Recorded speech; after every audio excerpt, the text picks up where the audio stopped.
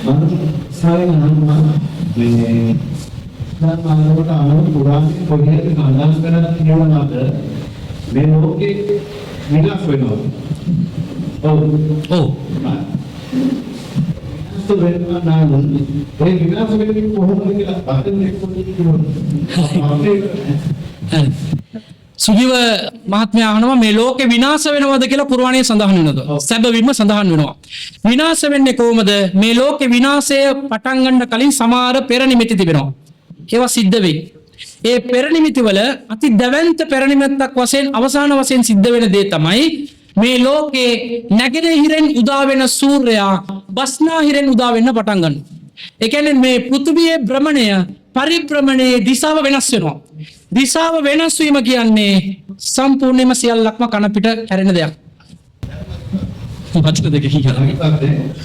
මාගේ මෞලිකත්වයේ කියපු කතාවක් විතර මේ තමයි අහන්නේ. මාගේ මෞලිකත්වයේ කියනවා මේ ලෝකේ විනාශ වෙන අවස්ථාවේදී මේ මුළු ලෝකයේ සුදානම්.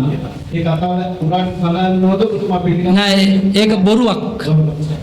මගේ කාටද ඉන්නේ? මේකට පුතාව කියන උත්තර දෙන්න. මෞලිකත්වය දානවා මම අපේ රාජ්‍යවල දානවා අපේ මේ මොකද මනුගඩේ යා මෞලිකත්වය මම මොකට යාගේ දේශනාවට පිටලා තියෙනවා. ඒ යා මෞලිකත්වය ගැන මම භාවනාත්මක වචන මැදි ඉතර ශ්‍රේෂ්ඨ මනුස්සයෙක්. ඒ මනුස්සය නැතුන වෙලාවේ මම දැක්ක මේ ඔබතුමා ඒ මානසිකලාවේ දෙයක් දැක්කද? ඔව් සෑහෙන පිළිසක්. කියන්නේ කියන්නේ උත්තර ගණන් කරන්න බෑ. ඒ තමයි දෙන්නේ නන්දරාව ආවා.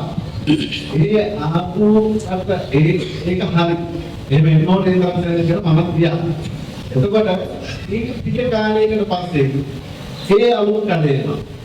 ජාත්‍යන්තර පාපාංග නායකයෙක් මරුණා. ඒ සෙනගම දැක්කද ඔබ?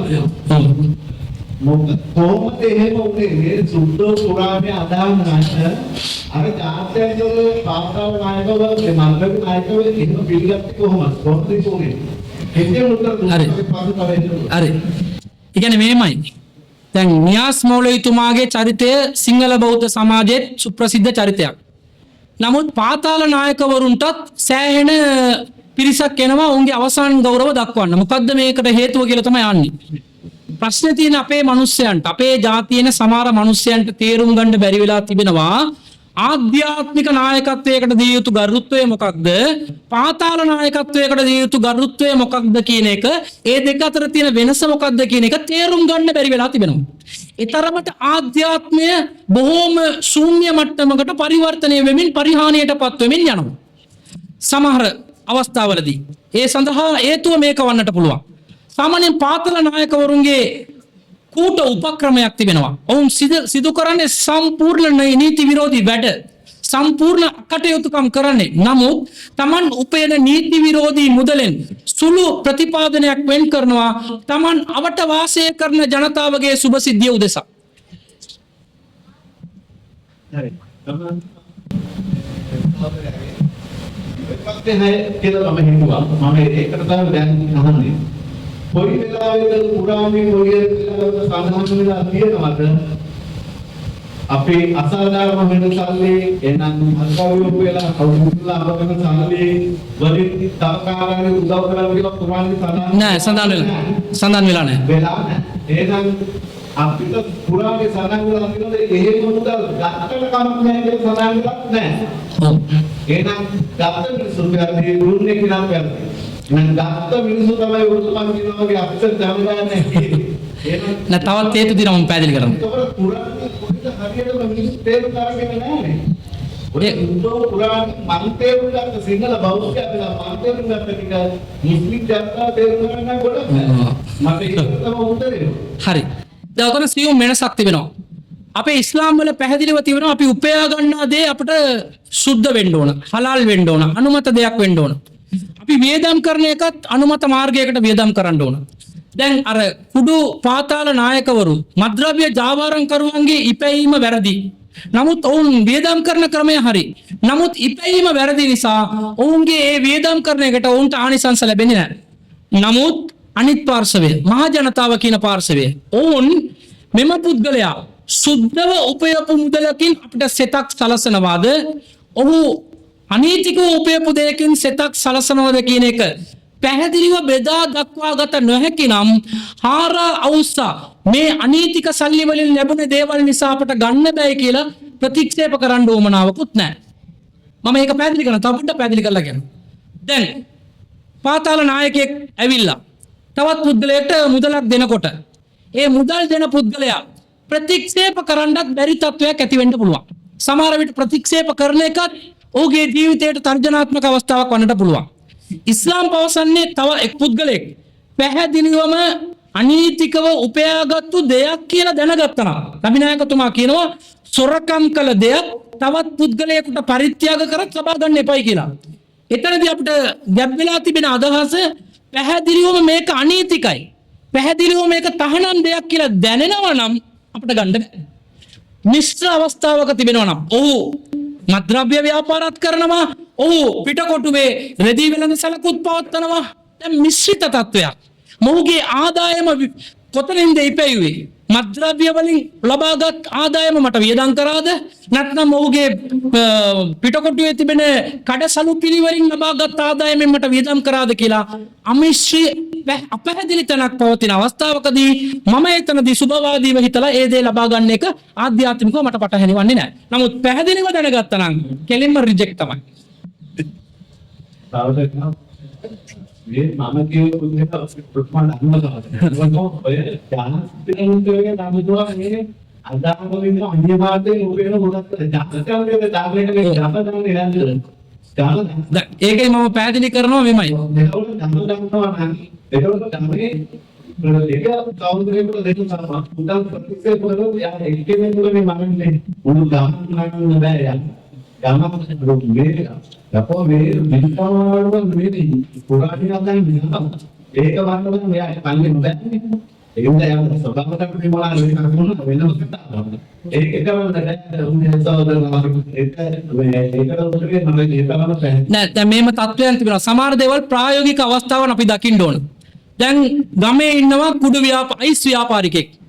හොඳටම අපිට තේරෙනවා මෙයා අයිස් ව්‍යාපාරිකෙක් කියලා. ඒ ගමේ පුද්ගලයාට විරුද්ධව පැමිණිලි කරන එඩිතර මිනිස්සයා කවුද?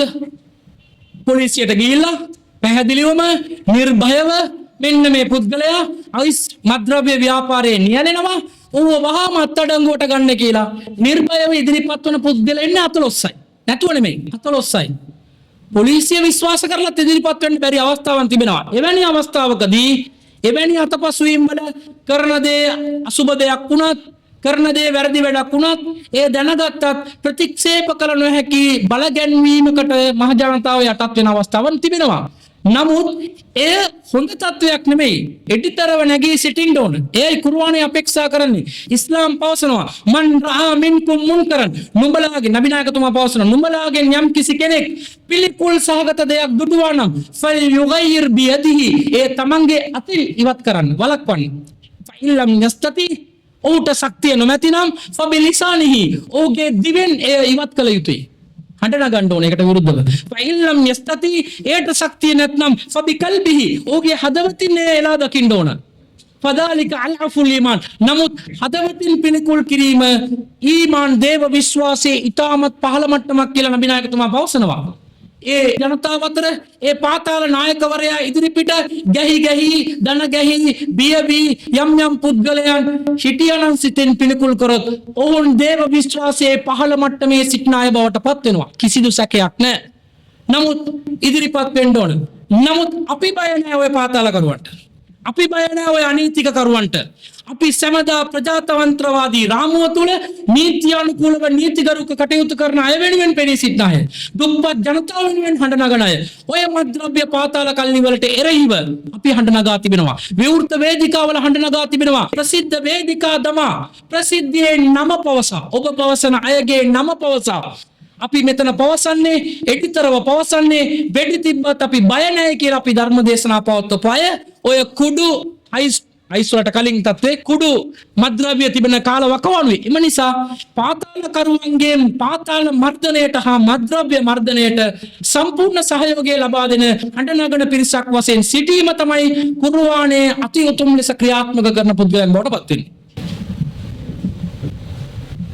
ඔබතුමාගේ පැහැදිලි කිරීම අපේ විශේෂයි. මම මේ මාතෘකාවල කියන්නේ ඔබතුමාට කියන්නේ ඔබතුමා මේ ගෙනෙන මේ ප්‍රෝග්‍රෑම් එක හරියට කරලා මේ පුරාණයේ කොටස් දෙක මේ මාතෘකාවට ජනතාවට කියලා දුන්නා නම් මේ මාතෘකාවලට මුල්වත් කිච්චන මාතෘකාවට වදින්න. ඒ තරම මේක හොඳ දේවල් කියලා තියෙනවා. ඒක පිටිගන්න දැනස මේ පුරාණයේ ගෙනියන්න බැරි පස්සේ තමයි මේ වෙලා තියෙන්නේ. මේක යනවා පල්ලියට යන්න ඉස්සෙල්ලා අම්මා අතවනේ ඕක නැති වෙන්න ඕනේ. ඒ මාලිගාවත් බස්වහර අම්මා ආතා බස් ඔබතුමාට කියන්න මහත්මයා සුජීව මහත්මයා අපි මුලින්ම මෙම දේශනාව සූදානම් කරේ YMMA උත්සව ශාලාවේ. නමුත් අපි මේ වැඩසටහන පවත්වනවායි කියලා කවුරු හරි මොනවා කරාද මන් දන්නේ නැහැ. උත්සව ශාලාව ප්‍රතික්ෂේප කරා. මේකයි අවාසනාවන්ත ඉරණම. නමුත් අපට මේ රටේ ආයතනයක් වශයෙන් ප්‍රදීපා ශාලාව අපට ලැබුණා. අපට මේක පිහිට වුණා. අපි ගෞරව කොට සැලකනවා මෙම ප්‍රදීපා ශාලාවට අයත් කාර්ය මණ්ඩලයට ඔවුන් නිර්වෘල්ව නිර්භයව ඉදිරිපත් වෙලා මේ අවස්ථාව සකසා දුන්නාට නමුත් අපි ඔබතුමන්ලා වැනි මහත්තුරුන්ගෙන් අපේක්ෂා කරනවා අපට මේ සඳහා වේදිකා සකස් කර දෙන්න. වේදිකා සකස් කර දෙන්න මේ පණිවිඩය ගමක් පාසා සෑම නගරයක් පාසාම අස්සක් මුල්ලක් නෑර ගෙනවිත් මහ ජනතාවට සභාගත කරන්නට අපි සූදානමින් සිටිනවා. අපට හකුල් එලන්නේ අපේ සමාජයෙන්ම.